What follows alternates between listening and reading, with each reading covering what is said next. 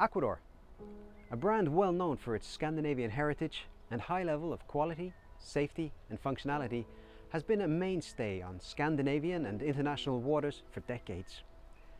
Each model produced has stood the test of time, and Aquador has become ever more desirable. So it was going to take something really special to take this iconic brand into a new era. 2022 marks the most comprehensive brand update in over 20 years, with the launch of a new series of Aquador boats. And I'm delighted to introduce you to the Aquador 300 HT, the first model of this new series to be produced. Aquador is one of Nimbus Group's 7 prestigious brands, and the 300 HT offers features like nothing else in its class. To talk us through these features, we're delighted to have Karl Norschau with us today. Karl headed up the design and development team, along with Klaus Lammimpa of Bella Boats. Let's go and have a chat with Karl.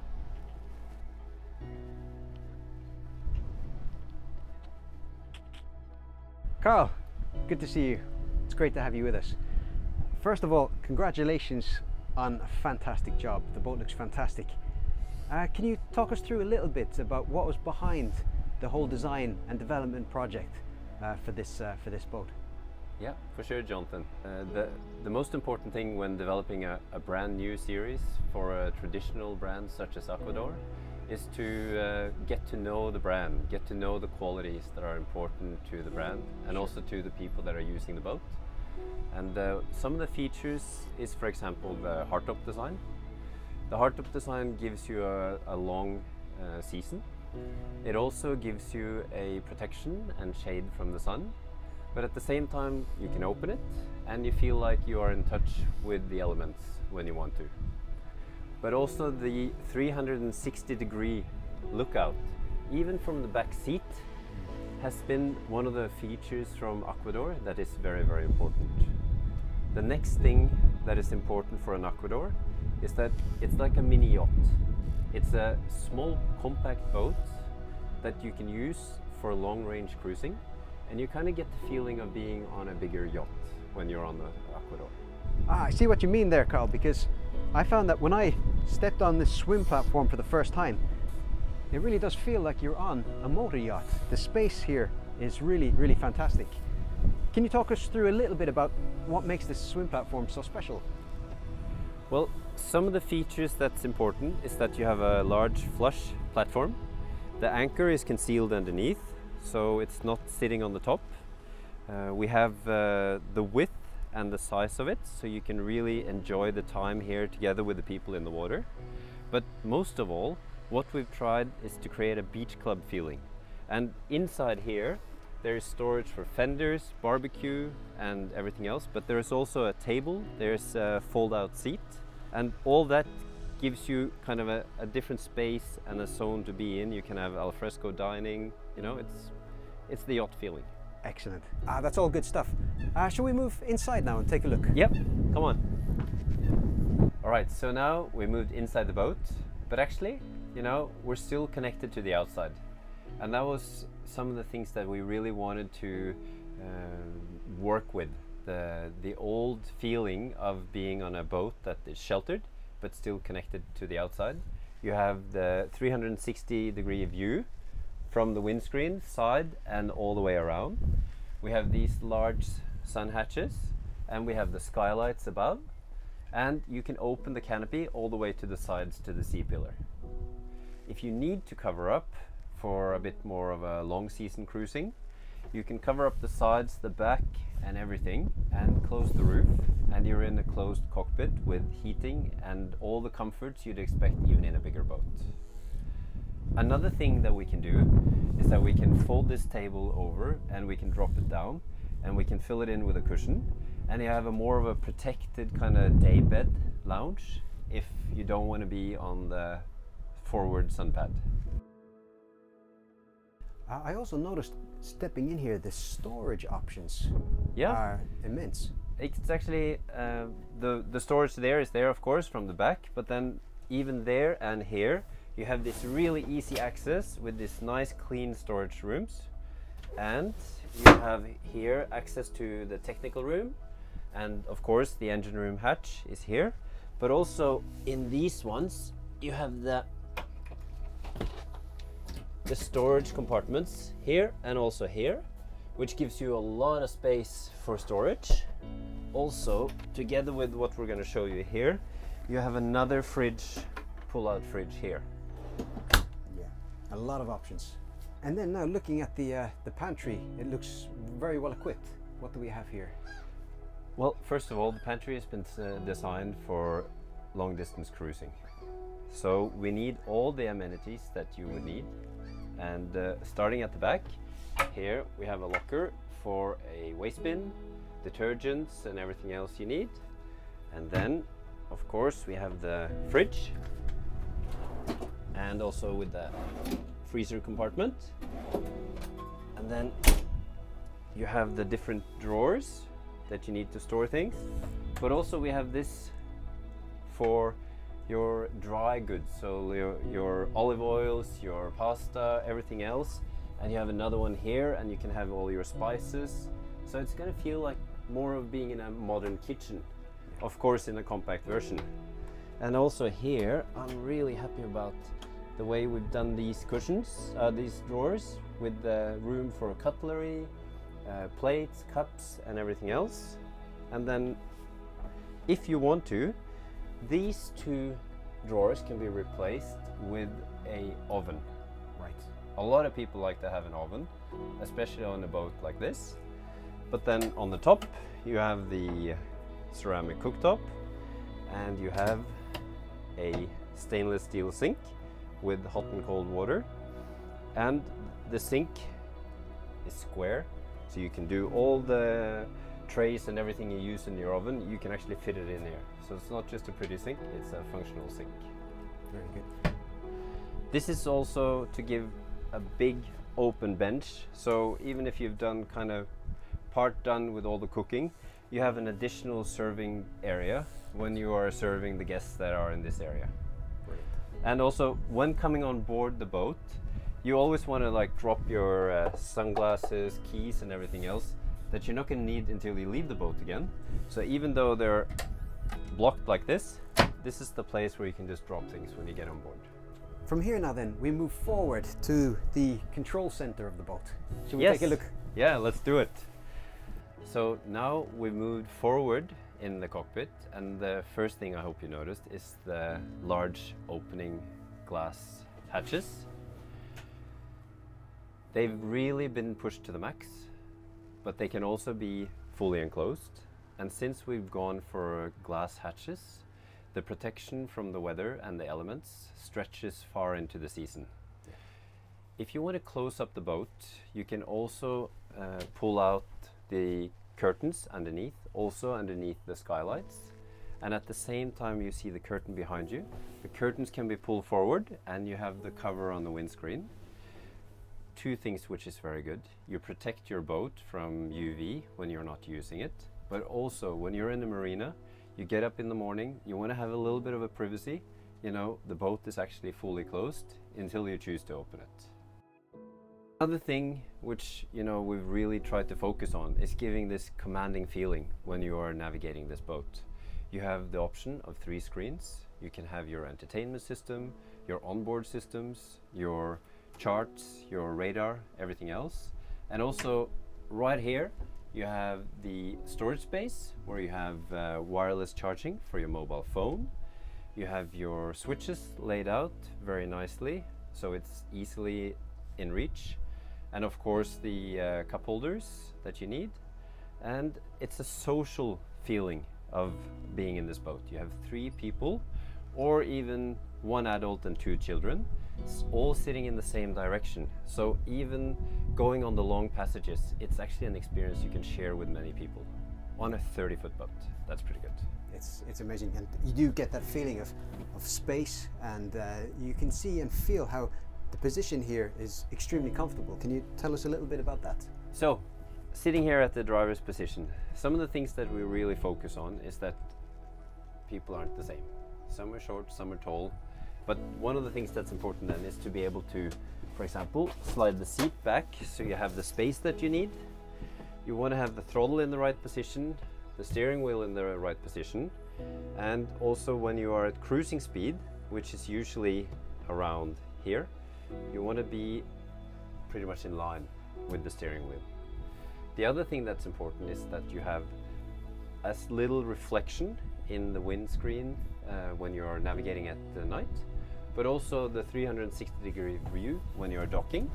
We even have the optional of having a camera on the aft end of the hardtop, so you can actually sit and watch the dock in one of the screens, but also just being able to be in touch with all the corners of the boat from the driver's position. It's important.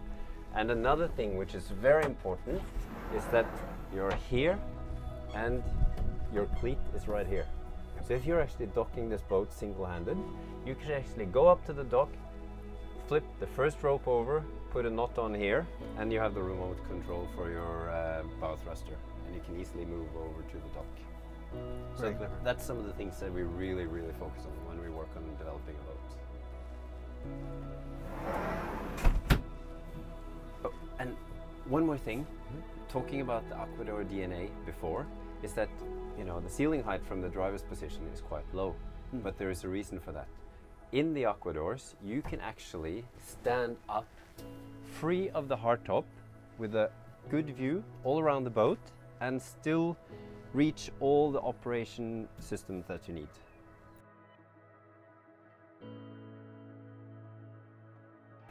With the hatches, you can stop them in whatever position you want.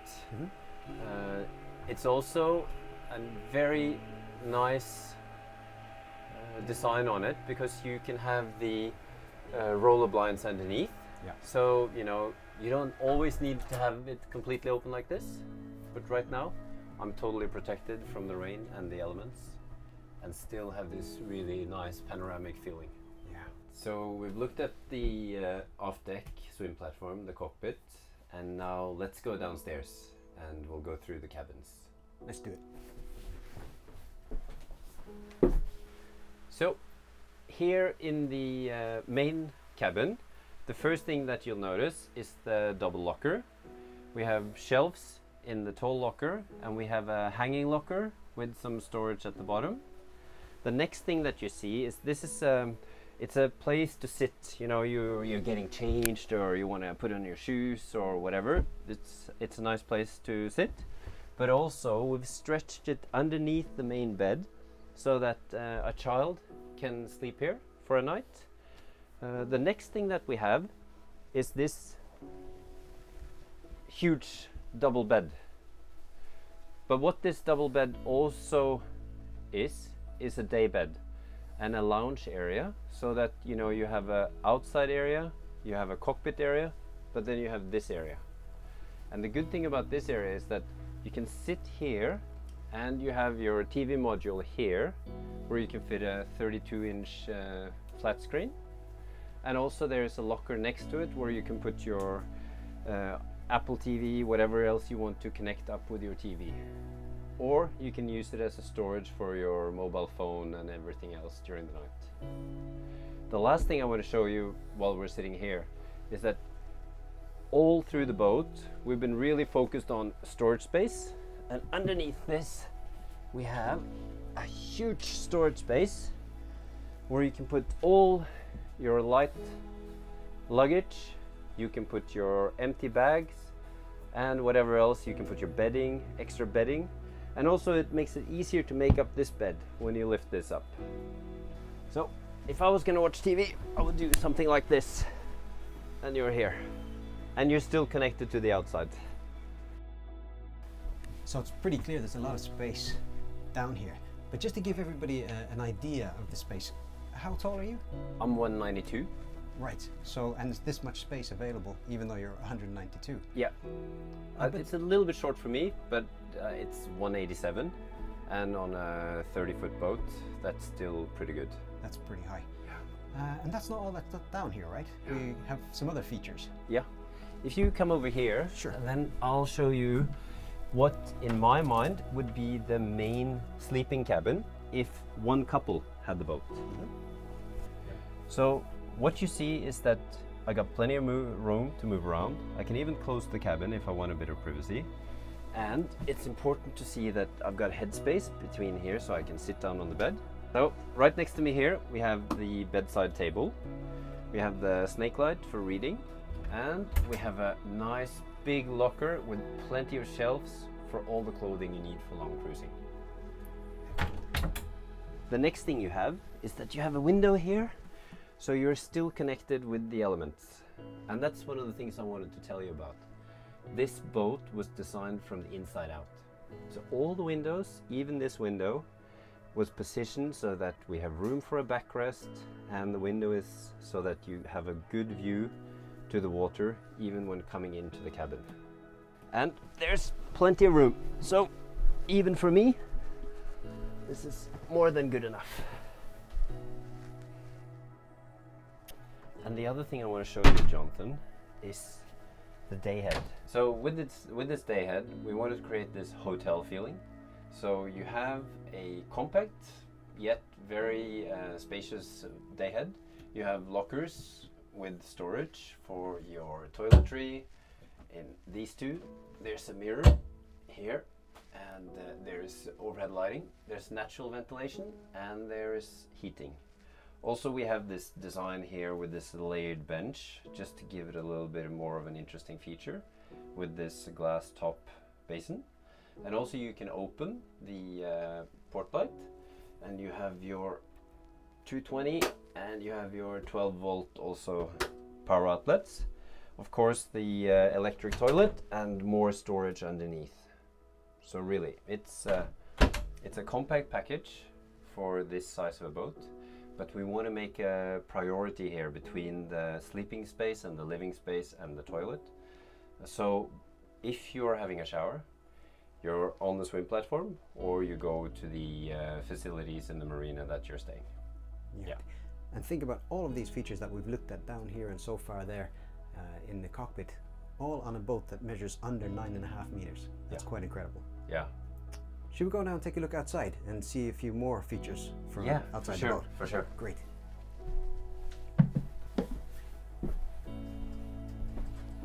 Perfect timing. We just had a massive rainstorm, and it was a great opportunity to show how well protected we are once we close the skylights and set up the canopy.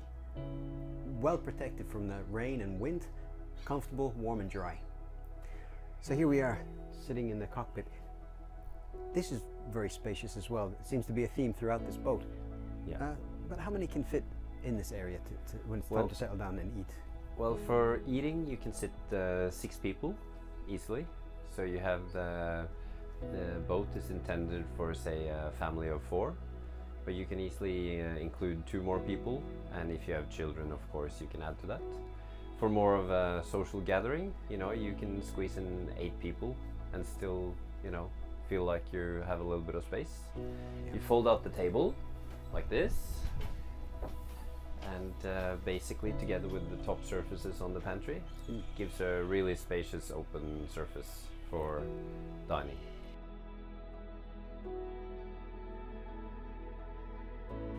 Another thing that's quite interesting about this is access to the engine bay, which is actually just below us, right? Yeah, that's right. This boat in particular, it's equipped with a 270 horsepower diesel engine. And that's what's quite special about this boat. What engine options are available? Well, at the moment we have the 270, like you said, and also we have a 370 horsepower inboard diesel, as well as the possibility of going for the option of the outboard installation. Right. That's quite a special point. A boat of this size, the 300 HT that we're sitting in right now, has the option of either inboard or outboard. That's pretty special. Traditionally, Aquador has been an inboard installation boat. The new users, the boaters that are coming to the market, some of them prefer to have outboard engines, but the more experienced long-distance cruisers, they prefer inboard installations. The other thing that we've gone for, and that's been the goal the whole time, is to make a boat that can run with quite a small engine. So we're doing around 4.5 tons of boat and only 270 horsepower. Yeah. But still you get planing speed around 12, you get a top speed around 32 knots, and still the fuel economy is looking really, really good. So it's super efficient. Yeah. And tell us a little bit about the technology that makes that possible. Well, it's nice that you ask, because basically we wanted to do something new. We wanted to push the boundaries of what's been done, and we call it the Aqua dynamic hull. Basically it's a super efficient hull with a low planing speed, and also we've been really focusing on having a low planing speed and also not the bow lifting too much. Right. So you have full visibility even at the lower speeds, even without the trim tabs. So we've done a lot of testing, and it's proven to work. Excellent. So here you have an extremely comfortable boat, very social, very spacious, and super efficient, which needs less fuel. Yeah. So very eco-friendly.